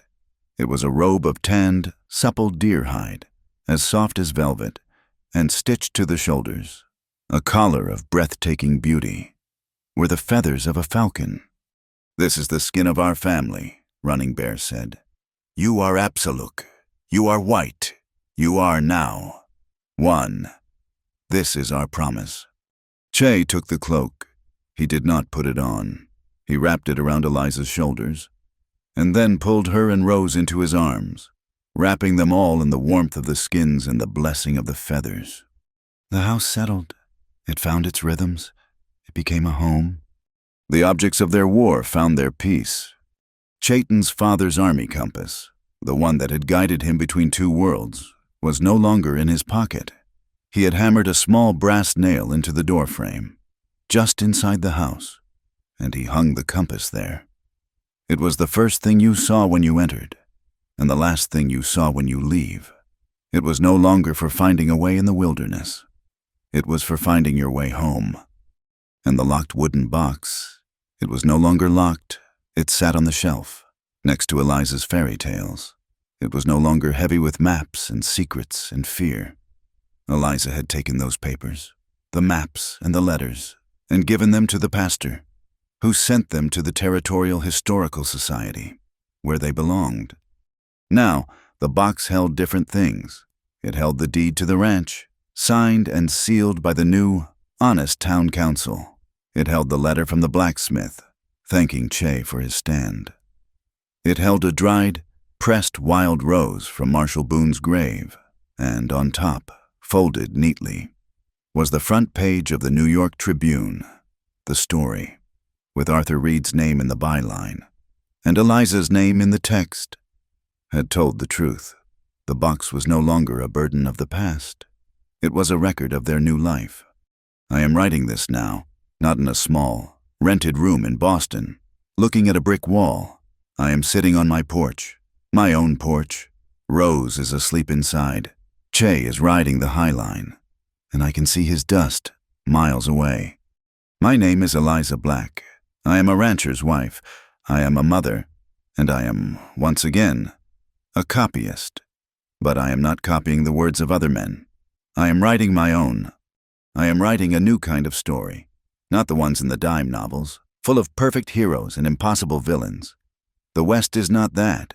It is not a story of white hats and black hats. It is a story of gray. It is a story of mud and blood and sweat. It is a story of hard choices and broken men who find a moment of grace. It is a story of how people, good, flawed, and frightened people, find a way to hold each other's hands and stand together against the storm. I look up from this page. I can see the eagle's nest where I once hid my life. A falcon is circling there, riding the high, clear air, just as Che's mother had named him. And down by the creek, the new creek, where the railroad now runs its trains, I can see the tracks. They curve, gently, around the sacred circle of stones. The trains pass, carrying their new, modern world, but they pass with respect. By the water, near the bank, a single, stubborn, wild rose is in bloom. The land is healing. The heart is home. Home is not a place you find. It is a promise you keep. Thank you so much for listening to our story. I would love to know where you are listening from, so please drop a comment below and share your thoughts. If you enjoyed this tale, please subscribe to our channel, Wild West Tales, and give this video a like. And if you really loved it, please hit that hype button. It helps more than you know, and it allows these stories to be heard by so many more.